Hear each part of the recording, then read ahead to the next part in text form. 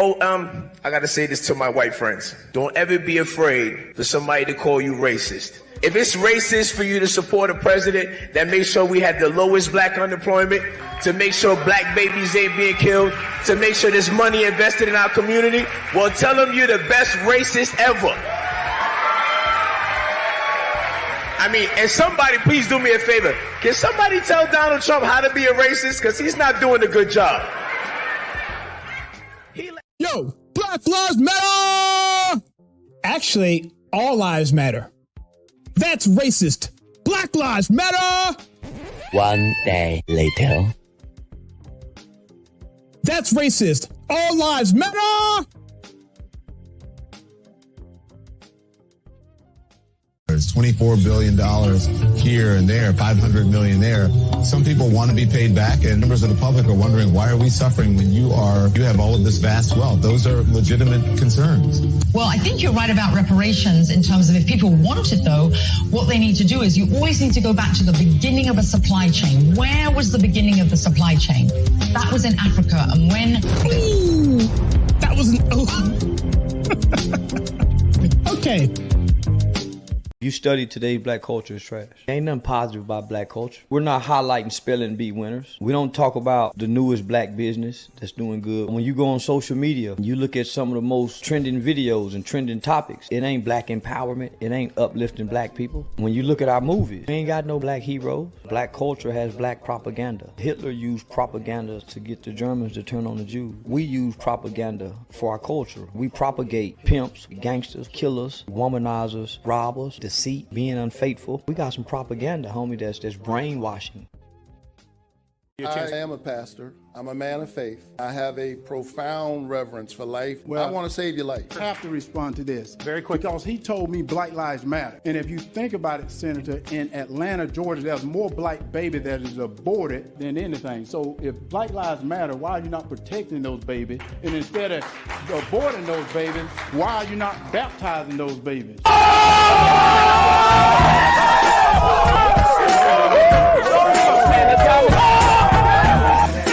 The Dahomey tribe featured in the film The Woman King were in real-life monsters. Not only did they contribute to 17% of the West African slave trade from 1519 to 1867, they partook in human sacrifices on a massive scale. Read the first-hand eyewitness account of Cujo Lewis and how he was captured and left in a cage on a beach to be taken from his homeland. As the tip of the slave trade supply chain, the Dahomey tribe became wealthy and extremely powerful, doing this to not only Mr. Lewis, but up to 2 million more during the reign of terror. Black Lives Matter! Oh, did you see the new Candace Owens film on BLM? Nah, man, you a sellout. Oh, you mean BLM raising nearly $80 million, but almost zero money going to the black community? Building several lavish multi-million-dollar properties in affluent all-white neighborhoods and investing $32 million in Wall Street? You mean that kind of a sellout? Oh, man, Black Lives Matter! Sound of Freedom spotlights a dire issue: human trafficking and modern slavery. Over 50 million souls, many are children, are shackled in this brutality. It's at an all-time high, but where's the big screen focus? Celebrities virtual signal about the tiniest creatures in the remotest corners of the world. So why are they so silent on this gigantic human crisis? They fret over endangered snails and say, "Pango, pango," yet are silent when humans are treated like cattle. Sound of Freedom is an impactful movie. It illuminates this dreadful reality. This is no fantasy, no dystopian plot. It's here, it's now, and it's escalating. So where's the uproar, the marches, the social media storms, the viral hashtags? Where are voices like Brad Pitt, George Clooney, Meryl Streep, Jimmy Kimmel, Robert De Niro, Trevor Noah, and heck, where's Madonna? These power players could spotlight this nightmare, yet they remain quiet as the grave.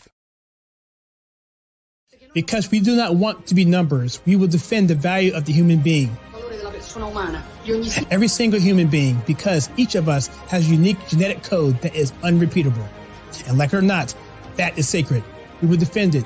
We will defend God, country, and family. For those things that disgust people so much, we will do it to defend our freedom. Because we will never be slaves and simple consumers at the mercy of financial speculators. Well, I think it's time we ask ourselves if we still know the freedoms that were intended for us by the founding fathers. Not too long ago, two friends of mine were talking to a Cuban refugee, a businessman who had escaped from Castro. And in the midst of his story, one of my friends turned to the other and said, "We don't know how lucky we are." And the Cuban stopped and said, "How lucky you are. I had some place to escape to." And in that sentence, he told us the entire story. If we lose freedom here, there's no place to escape to. This is the last stand on earth. This is what Reagan later meant by "we are a shining city on a hill."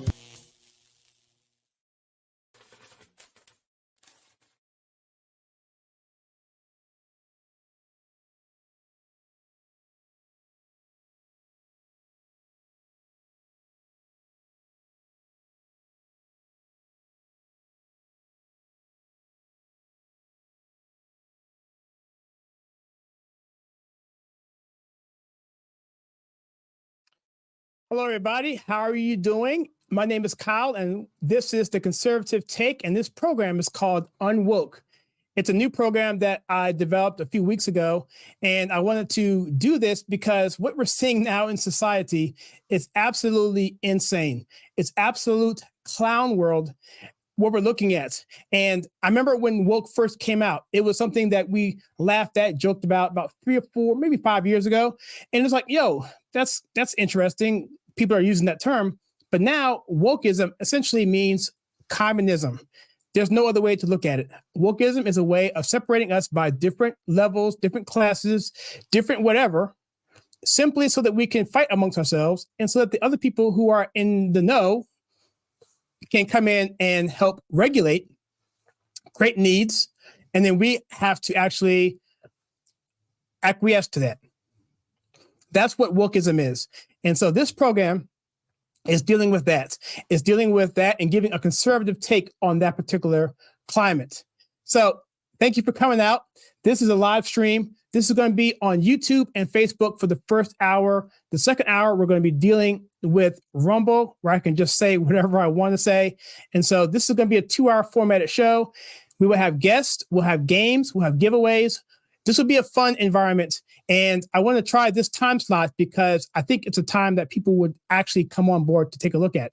We had another show called That Friday Night Show. That was really late, but we may do that again, but we'll see how this timeline and this time slot fits out. So what we're going to do essentially today is I'm going to talk about some of the issues that have been going on this past week. If you look at the actual thumbnail, that's kind of what we're going to talk about. So you have Oliver Anthony. We're going to read an article about him, give a little bit more insight on him and comment on that. This video that he did, the song he did called Richmond North of Richmond. Phenomenal. We did a review of that. It's incredible. We're going to talk about some of these country songs that seem to be, well, they don't seem to be. They are extremely, extremely patriotic. Absolutely love it. And we're going to talk about that and that trend with Tom MacDonald and Jason Aldean and, of course, the aforementioned Mr. Anthony. Anyway, so we're going to talk about that. And then we're going to deal with some other things, too. I didn't want to do this story. I really didn't. This is the story. I can't even believe I'm even saying this guy. This blind side dude, this Michael Orr. What the heck, man? We're going to talk about that in some more detail. There's some more information that came out about that. We launched a video, a 17-minute video, giving you basically a 101 level of information on that, but it's actually changing as we go. I'm not picking sides, but I'm kind of slanted towards the uN-wOKe family for various reasons. And then I'll talk about maybe in the other hour, Megan Rapinoe and her thing with the U.S. soccer team, how she spoiled that entire team and had them to the point where they had the entire country hating them. What's up with that? I tell you, I loved soccer. I played soccer in adult league soccer. I played high school soccer, and it's just a fantastic sport. More or less to play, not so much to watch. To me personally, I like football and basketball and baseball and table tennis, but soccer is fun to play and it's fun to watch, especially when you understand what's going on. And I enjoyed it, and they spoiled that for me as well. So a little bit of housekeeping in this program. We have comments up here. If you want to say a comment, I will put those on the screen. If you don't want me to mention it, I will actually, well, what you can do is you can just put an asterisk or just say for non-reviewing or private or whatever, and I will not put it on the screen, but I can at least interact with you. And let's see who's on here. Fanboy Hex is on. He says he agrees 100%. Thank you for coming on, Fanboy. I appreciate that. Red, Black, and Green came on. Thank you so much. I'm not sure if you're a female or male, but thank you, sir, or ma'am. And he or she said shared. And so, yeah, thank you so much for that. And what else was I going to say here? But essentially, yeah, so this is going to be free flowing. And I want to just talk about some things that are going on in the particular society. And I have a very patriotic background, a little bit about myself. I like U.S. history. I do private classes dealing with, like, let's say the Declaration of Independence, dealing with like the Bill of Rights, dealing with the Pilgrims and the migration over from England. And I do that on the network here. If you join as a member, I have those lessons out there, and that's through the Patriot Academy, through Barton and those guys, and Rick Green. And so anyway, I'm just saying that. But anyway, that's where I come from. So I try and levy everything into that mindset, into that framework. And obviously I'm a Christian, and I go through a biblical worldview, and everything comes through and funnels through that. And I think as Christians, as Americans, as patriots, we need to take truth for what it is, the truth, and expose it whenever it can be exposed, and also point out lies. And that's what this program is all about. And I think uN-wOKe speaks that to me. All right. So with no further ado, let me get a quick drink here. I will say this, that this is the first live stream that I've done in this new location. We've been here for about 4 months. I had to rewire this entire setup. I have a whole new studio. It's independent. There's no one here in this building. It's great. However, there's some challenges. So there's some network issues. I had to have a switch put in here, and I tested that just a minute ago. Hopefully that won't mess up on me. If it does, I'll go to my phone as my backup for that. Hopefully it'll be fine. Running at a high-speed internet, so we'll see how that works. I had to run about 700 feet of wiring in this place, and yeah, we'll see how it works out. But now we have it set up, and we've done several videos in this location. This is the very, very first live stream. So welcome everyone for coming on board. Thank you so much. Salty Army Digital Brigade, Gab, True Social Twitter says 13,000 followers, a couple of thousand interactions per day. That's awesome. That would be amazing to have. So if you want to hit me up, Mr. Salty Army, just do that. Send me an email at, let's send it at Kyle at theconservativetake.com, and we can do that. If you interact there. Also, if you want to actually chat with me on Telegram, you can go to a link, go to the Rumble stream, go to rumble.com/theconservativetake, and go to the description for this particular live stream. And in there'll be a link to Telegram. Join that link, and you can interact real time there. All right, so let's get going. And the first thing I want to talk to you about is essentially the movie Sound of Freedom. Sound of Freedom is a film that I saw a few weeks ago. This is a movie about human trafficking, particularly involving children. It's a true story, and it is an incredible journey. It's very emotional, and I encourage people to watch this film. It's still in the theaters. And so what I'm going to do is I want to actually talk to you about that, the numbers that's happening right now with the film, how it's doing, where it's going, but also to let you know that today is the very first day that it is actually going to go international. So what I'm going to do, I'm going to share my screen here, and I'm going to show you the actual plan for Sound of Freedom. And you'll see here on August 18th, that's where we are now. August 18th, it's going to open up in South Africa. Now, from there, it's going to go to Australia, New Zealand the following week, and it's going to go to Mexico, Guatemala, all those places there, United Kingdom, and on down to Spain, and eventually more countries. This is from their official Twitter page or X page, and so that's where it's going. But I would be remiss. I would be 100% remiss if I did not talk to you about South Africa. Maybe I'll talk to you about that in the Rumble Hour. Let's do that. I'm going to make a note here. And I'm going to talk to you about South Africa because what's been going on there is absolutely nuts. And I just might just go off on Rumble there. I can't say what I want to say here on YouTube. I just can't. But South Africa, it's really fitting that this is the first country that this film is going to be showing. It's fantastic. All right, so let's talk about the actual film itself. And I'm going to go to another screen here, and I'm going to show you the box office numbers. It's very, very impressive. Sound of Freedom is absolutely breaking records, and I am so happy about this. So here we go here. Here's the actual spreadsheet that I put together. Now, I did this myself. Now, this is, I would go through some minutiae here, but if you can see, basically, the key thing to look at here is if you look at the international gross here, the formula here, and look at the total gross, and then look at the total rentals, you see here, that number right there, that's a formula. And what that is essentially, and the reason why this is so cool is because this particular formula is essentially 55, 43, 25, and it's basically the ratio of how much studios get back from the various markets. You have domestic, which is 55%. That's what they get back. And then 43%, which is what they get back from international. Minus China, because China is its own separate entity. China, they only get about 25% back. And so all that's calculated in here.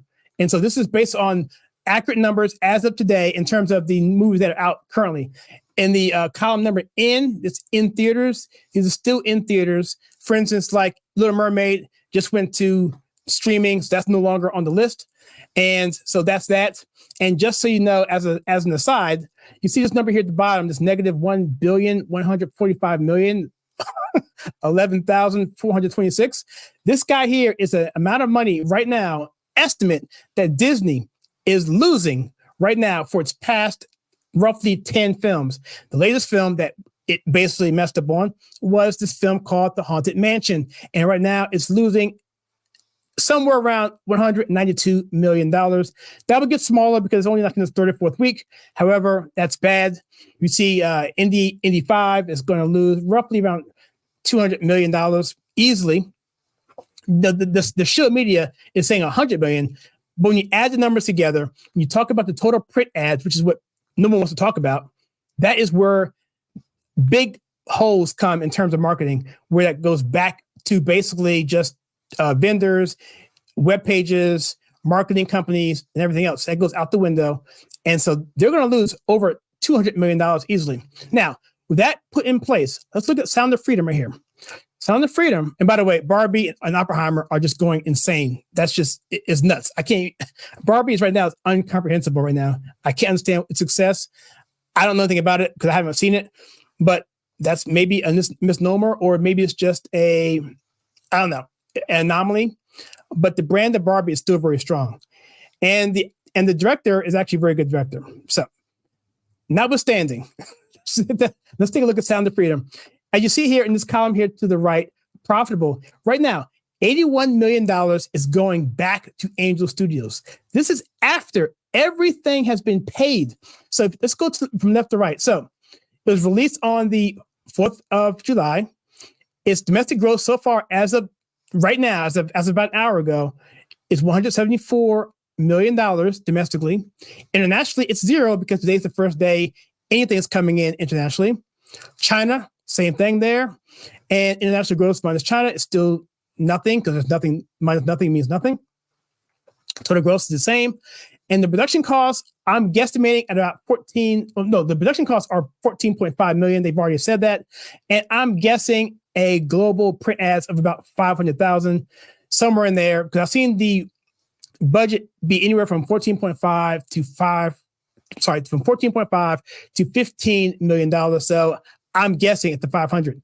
Most of these print ads are guesses based on the type of film they are. And sometimes they're announced, sometimes they aren't. But they range anywhere from 50 all the way out to $150,000, depending on, $150 million, depending on the scope and how wide the press release is for the I guess the marketing campaign.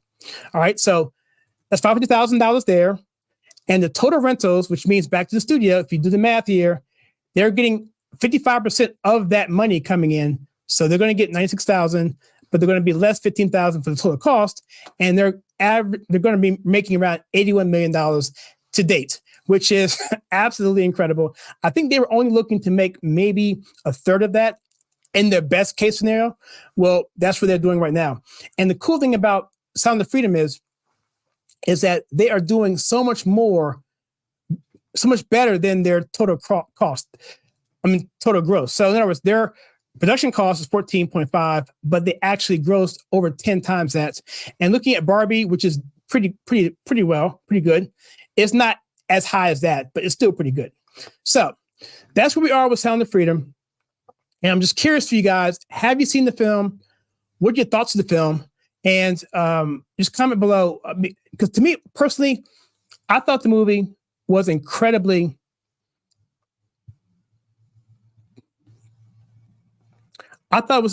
sad. And I thought at some point in the film, I thought this was just too much of a film for me to watch.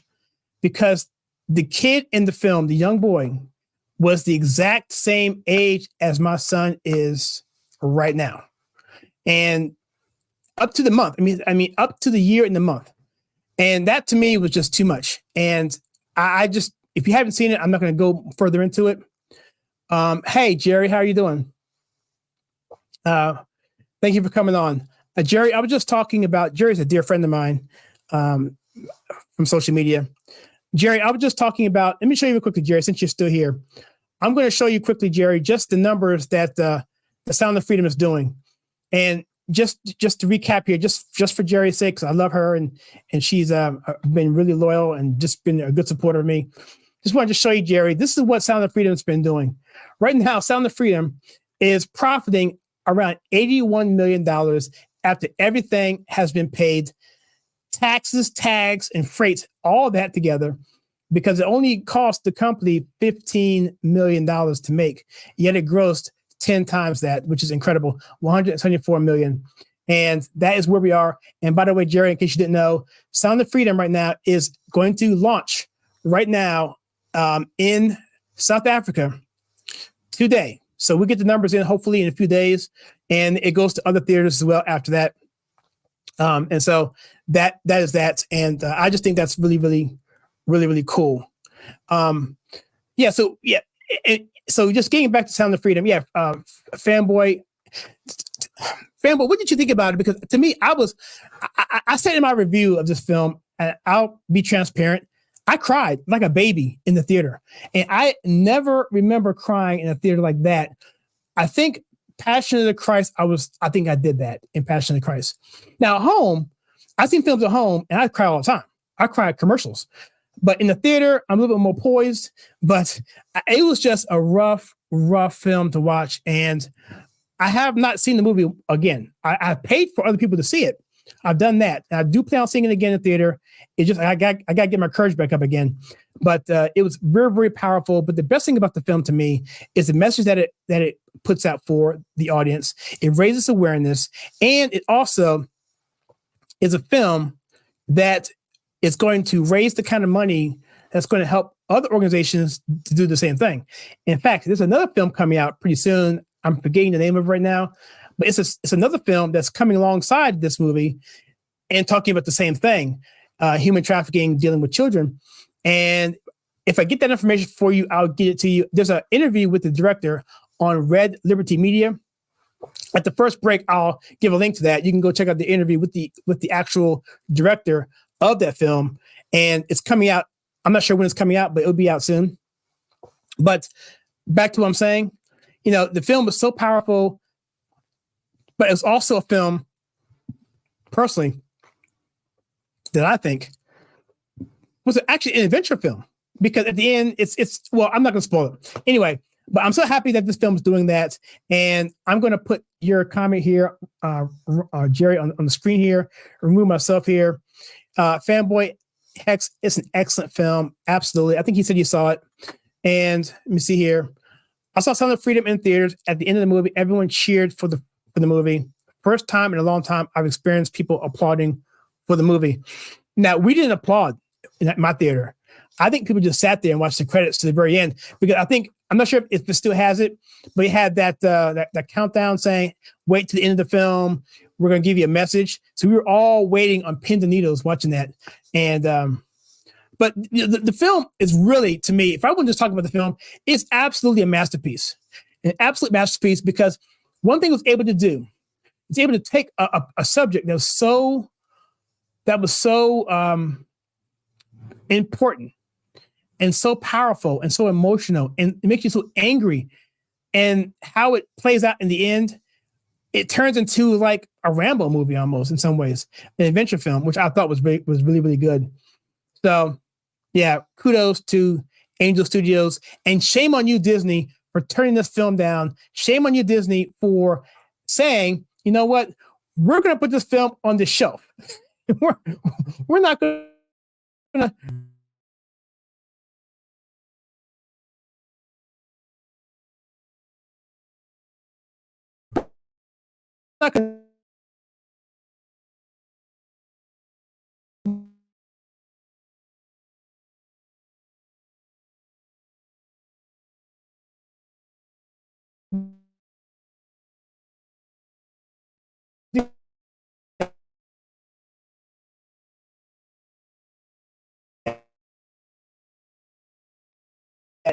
It looks like the screen is dead, so I'm going to go ahead and go to my backup.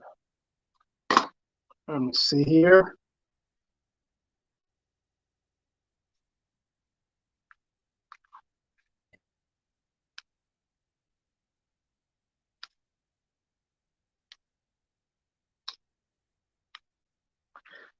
All right, can you guys see me? Let me see now. I don't know if you guys can see me now or not, but I'm trying to, my PC is actually acting up on me.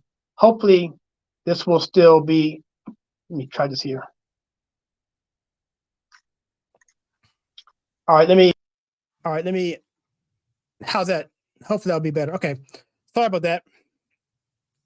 So that's what I have to do. This studio setup is still kind of messing up. I had a backup plan there. It kind of worked out. Anyway, I got added up again, but the last 10 movies, Jerry, you missed this. The last 10 movies that Disney did lost upwards of $1.4 billion. $1.4 billion for Disney, and yet they turned down a film here that's profiting the studio $81 million. And so, yeah, that's a big deal to me. Let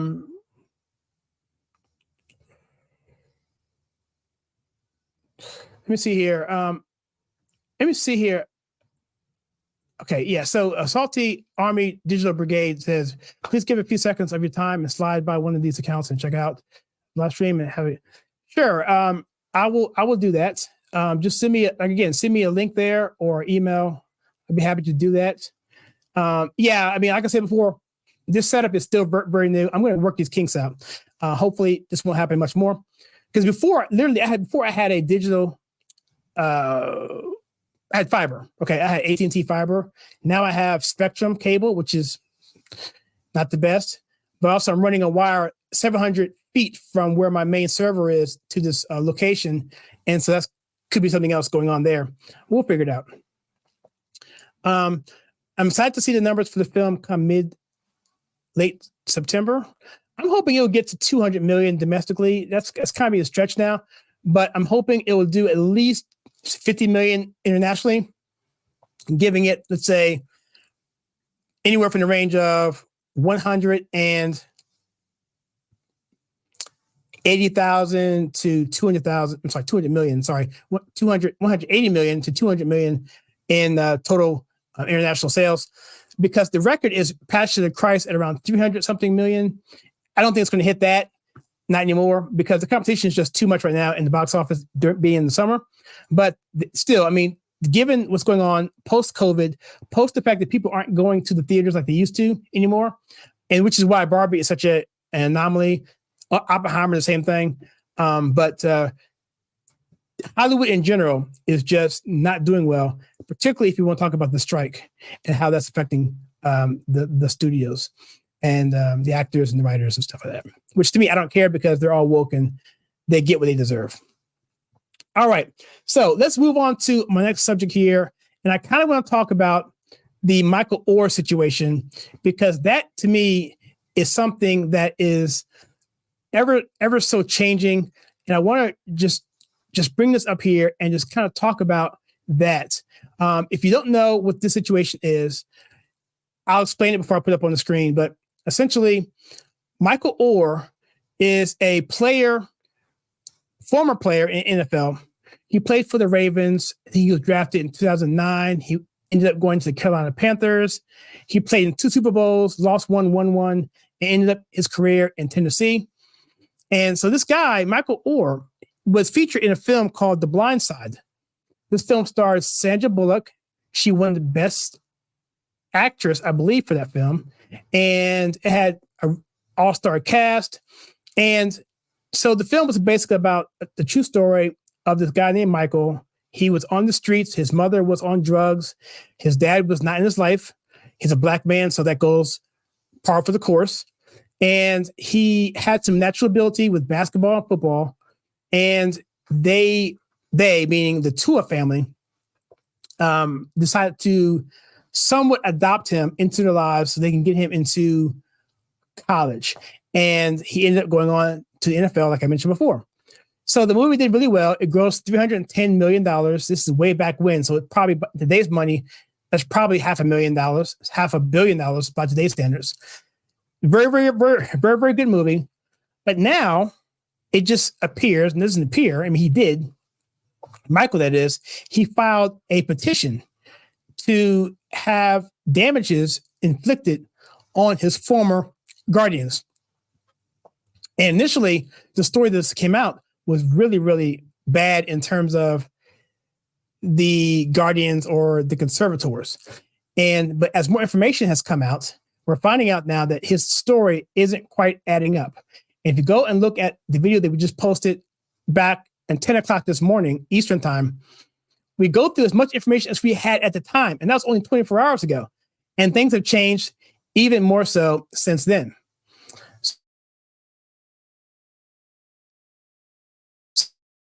So,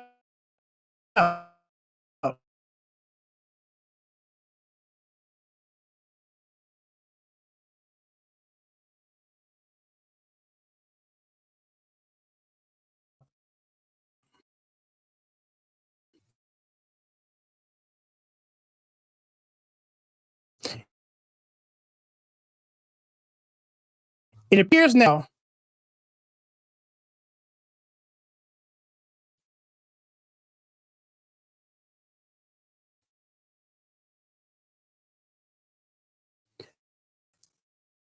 that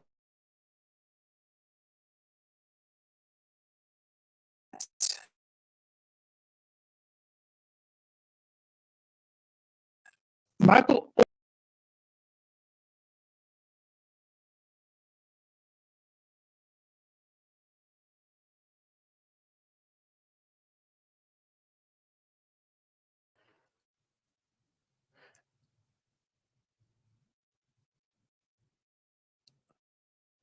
Okay, sorry about that, guys. I keep dropping off.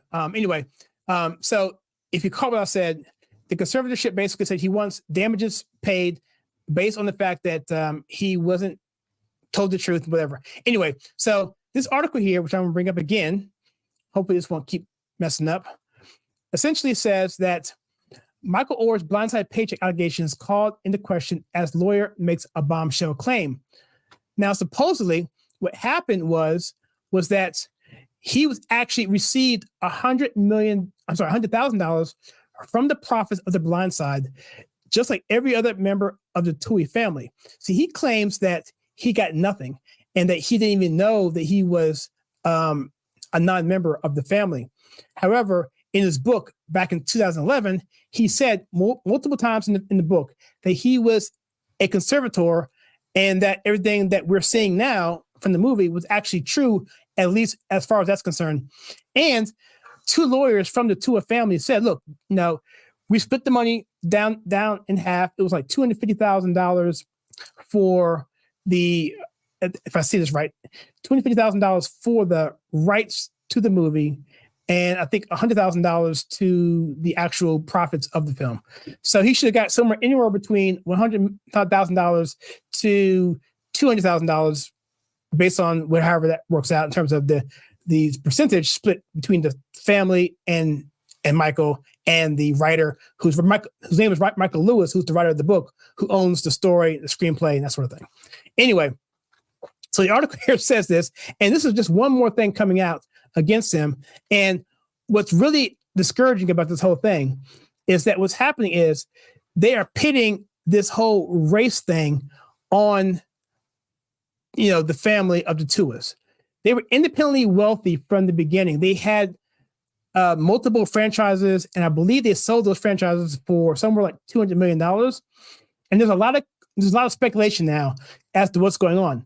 When I checked Michael Oher's net worth on the internet, it's somewhere around $12 million, but no one really knows for sure. I mean, who has his balance sheets? No one knows. So there's some speculation there that I'm not going to talk about here, not now. I'll mention it when we get into the Rumble section in a few minutes here. But that particular situation. But I think this is something on the lines of a Jussie Smollett, the guy who basically cried wolf, said he was beat up by his son.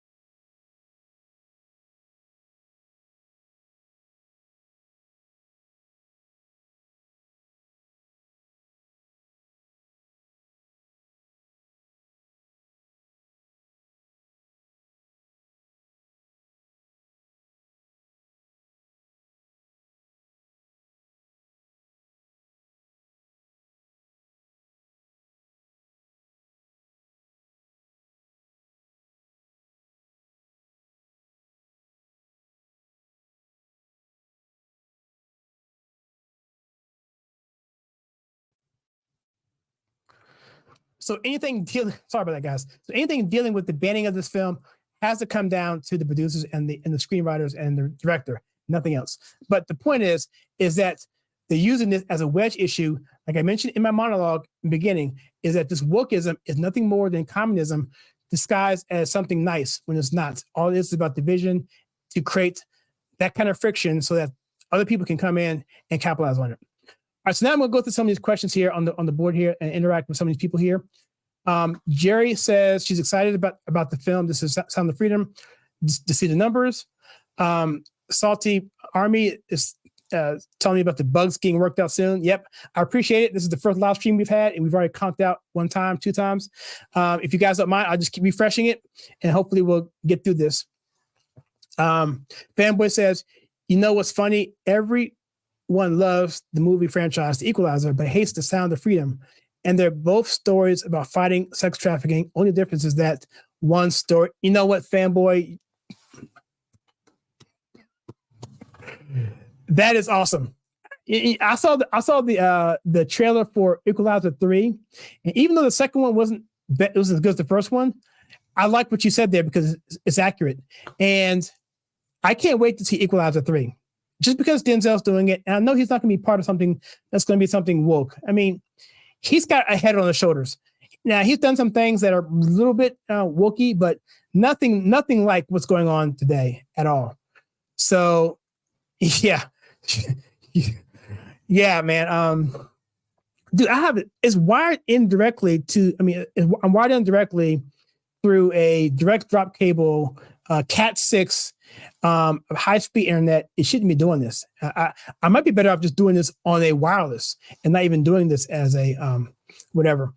But I may, at the break, I may switch it over to my other network. I have 2 switches. I may switch it over to the other one, which is encrypted not as quite as fast, which is why I went to this one. So we'll see. Thank you, Jerry. I love you too. I thank you for everything you do and your support on here on Facebook, on YouTube, and everything else. It's awesome. Yeah, a lot of crying. I mean, Sound of Freedom. It's like when I saw Sound of Freedom the first time, that was the case.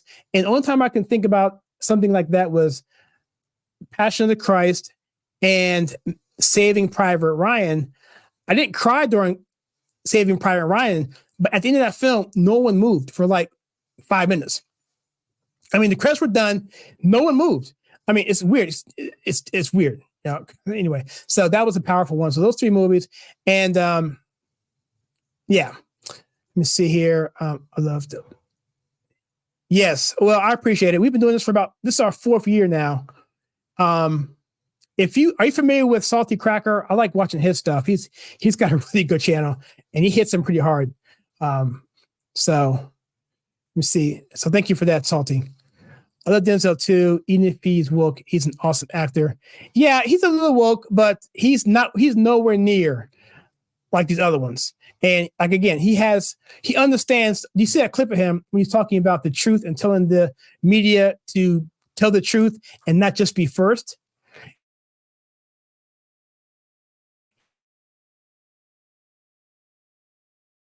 He's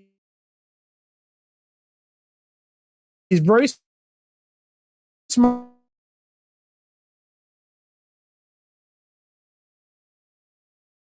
He knows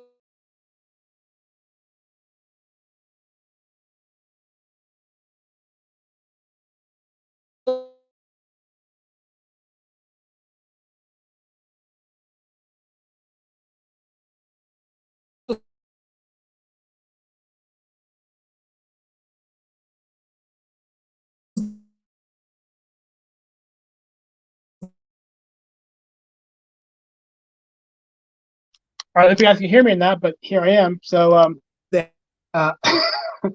is where we are. So but the thing about him, what makes him so cool is the fact that he can play roles that really allow him to say who he is without actually saying exactly who he is. Like, you know, I think he did one called Fences, where he was actually playing a character of a father who was very, very strict. Myself here, who played a father who was very, very strict, but was actually playing a role that was supportive, but almost over the board when it came down to discipline. So he does that sort of thing as well. He does it, so he plays it close to himself, almost like when he did the one about him being a drug dealer. He doesn't do drugs, but the entrepreneurial aspect of that, he was actually playing into that too in terms of his own part of his character. So that's why I like Denzel, because he's able to recreate himself out of pieces of what he already does and values. If that makes any sense. Okay, Rowan, for your mood. Oh, for your mod 2023. Okay. Let's explain to me what that means, Salty. Okay, let's move on. So we got a few more minutes before we go into the next segment. So let's talk a little bit about Oliver Anthony, because this guy is absolutely incredible. And let's talk about him because if you know about this guy, Oliver Anthony is, well, let me read this article with you because he had an article on the Daily Mail UK. And in this article, he talks about himself. He actually almost apologizes because he feels that people really don't know who he is. So he wanted to actually tell people more about him. And this article is pretty long. And if you don't mind, if I can get through this, I'm going to read through most of it. It's very, very powerful. So let me do this quickly here. So let me just do this real quick. So let's go here. So Oliver Anthony, if you know what I'm talking about, he's the gentleman who came up with this the film. Gosh, guys, the song. If I get a picture here, hopefully there's some great. So this guy here has a song, #1 song in America, one of the top selling songs in the world right now. Actually, and it's just him playing his banjo in the woods with his dog and he's singing the lyrics of a song which talking about his frustrations about this country, about life. And it is something that is very, very, to me personally, depressing, because everything he's saying is factual, and it almost has a notion or feel of helplessness. And so let's read this article, because I want you to understand more about him, because what he talks about here is just absolutely incredible. He turns down $8 million in offers after this song went to #1 in Apple Music, global #1, saying he wrote Rich Men North of Richmond while suffering from depression. He says here, a country music sensation Oliver Anthony has claimed he's turned down offers for as much as $8 million after the viral hit Rich Men North of Richmond soared to #1 on Apple's music global charts. All right, so it says here, he addressed the speculation about who he is, why he performs, and what he thinks led to his sudden rise in a Facebook post. I didn't realize it was Facebook. On Thursday, after he claimed to have gotten over 50,000 messages after the video took off. He said, I'm just sitting in a weird place in my life right now. I never wanted to be a full-time musician, much less sit at the top of the iTunes charts, he wrote, saying he hoped that when he filmed the videos, they might hit 300,000 views. Well, how about 20 times that? I still don't quite believe what has went on since we uploaded that. It's just strange to me, he wrote.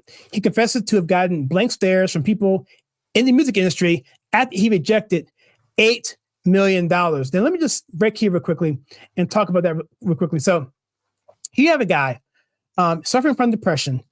He just put up a song that he was using to help him cope with his situation. And later in the article, it talks about he was into drinking and trying to suppress all that. And the song itself, if you listen to the lyrics, which, by the way, another plug for myself, we did a reaction to that song a few days ago with the lyrics. So we go through line by line, what he's singing in this song, why it's so important, why it's so poignant. And he basically tells us in the song what he's saying right now in this article. So let me go back to that and let's continue. He says, I don't want 6 tour buses, 15 tractor trailers, and a jet. I don't want to play stadium shows. I don't want to be in the spotlight. I wrote the music he wrote because I was suffering with mental health.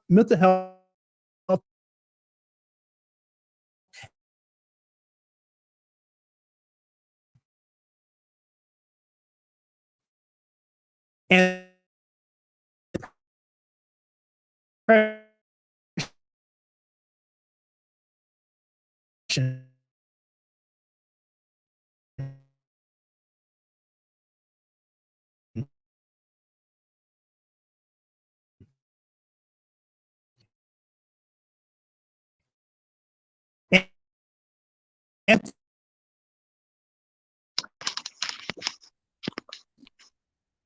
so if you can hear me, I was just saying about the.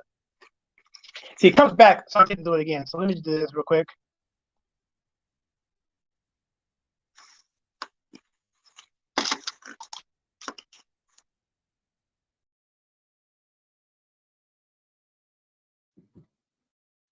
All right.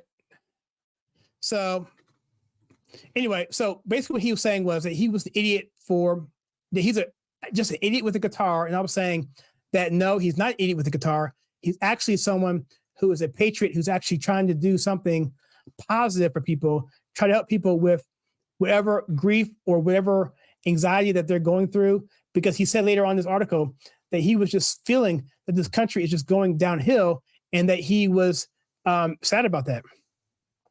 He said he claimed he dropped out of high school in 2010 and got his GED at 17. He describes in details the conditions he worked under that ended up inspiring his songs once he left school. He said, I worked multiple plants in Western North Carolina, my last being at the paper mill in MacDonald County. I worked third shift 6 days a week for $14.50 an hour in a living hell. In 2013, I had a bad fall at work and fractured my skull. poor guy here. So it goes on. I'll leave a link here because if I keep doing this, I'll probably keep conking me out. But the point here you go here. Look at that. Richmond, north of Richmond, number one. It's over like, Taylor Swift, Travis Scott, and those guys, and even Jason Aldean. So what I was going to say, as far as the description in this particular video live stream, was that we're seeing something happening. We're seeing people around this country being fed up with what they're seeing. And we're seeing a helplessness from people around this country and a frustration, especially in, dare I say, white people. And you should feel very frustrated. And personally, as a person who looks like me, I feel it's my duty to say things that you guys can't say without being canceled. But I wish you would say them anyway. I wish everyone would say the things they need to say because there's safety in numbers and they can't cancel everybody. But until then, I'll keep saying what I got to say. And gentlemen like this gentleman here, like Tom MacDonald, which I absolutely love, and people like Jason Aldean and many others that are coming out and just saying, you know what, enough's enough. We're going to say what we want to say, and we're going to go off script, and we're going to do the industry apart from the big tent or the big companies, the big studios, because all they're going to do is rob you anyway. So what people like Tom MacDonald, he has a staff of like 3, him, his wife, I believe his father, I think, and maybe a distributor who helps store his CDs. That's it. But people like, Oliver, who doesn't want to do big stores or big stores or big tours or big venues, he can do live streams and do advertising revenue and make a killing on this platform through Rumble, through Twitter or X, whatever it is, through YouTube. And he can be just fine and make millions of dollars doing that, because I'm pretty sure that the anxiety of going on tour and having all the logistics that you have to do that, all the people coming upon you, putting stress on you, is something that you probably, like him, probably doesn't want or need or even desire. So in the article also said, I won't read it. He mentioned that he lives on some land somewhere that he's actually owes like $67,000 on it, and that he has a tarp over an area where he's living. So he's really living modestly, but I suspect his life's going to change pretty soon. So I encourage people like him.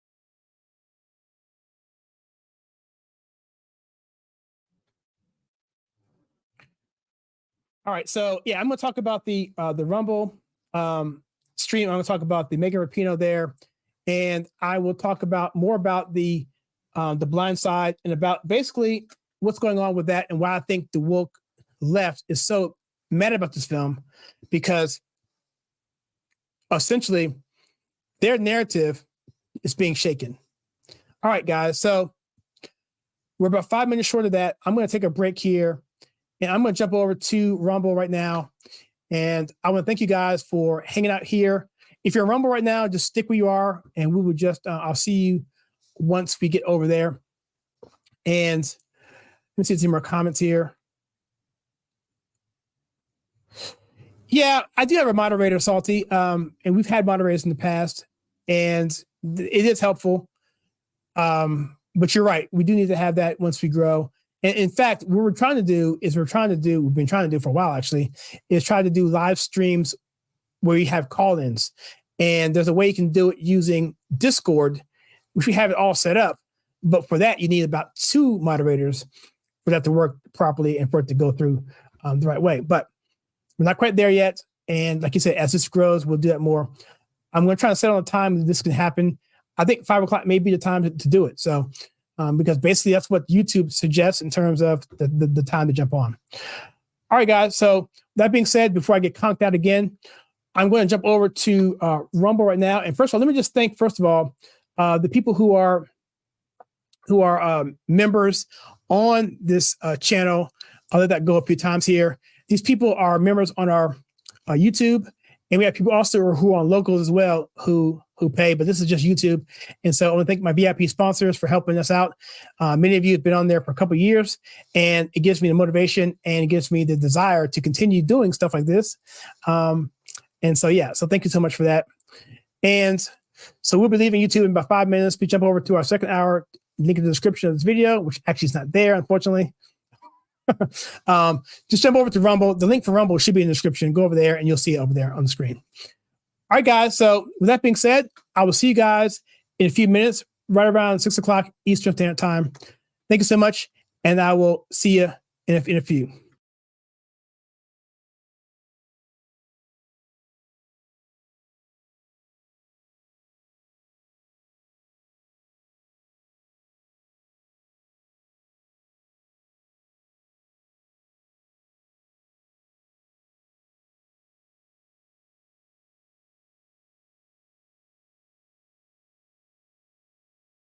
I gotta say this to my white friends. Don't ever be afraid for somebody to call you racist. If it's racist for you to support a president that makes sure we had the lowest black unemployment, to make sure black babies ain't being killed, to make sure there's money invested in our community, well, tell them you're the best racist ever. I mean, and somebody, please do me a favor. Can somebody tell Donald Trump how to be a racist? Because he's not doing a good job. Yo, Black Lives Matter! Actually, all lives matter. That's racist. Black Lives Matter! 1 day later. That's racist. All lives matter!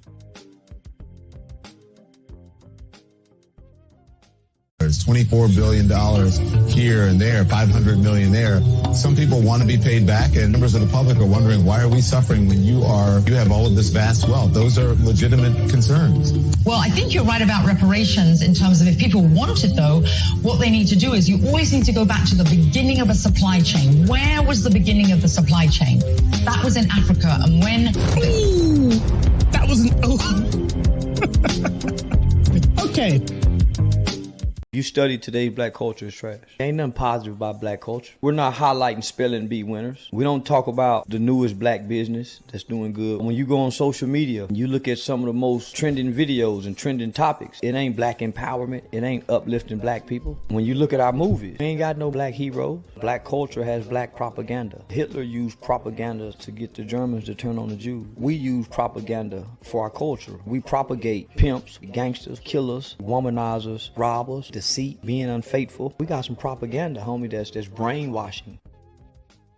I am a pastor. I'm a man of faith. I have a profound reverence for life. Well, I want to save your life. I have to respond to this very quick because he told me Black Lives Matter. And if you think about it, Senator, in Atlanta, Georgia, there's more black baby that is aborted than anything. So if Black Lives Matter, why are you not protecting those babies? And instead of aborting those babies, why are you not baptizing those babies?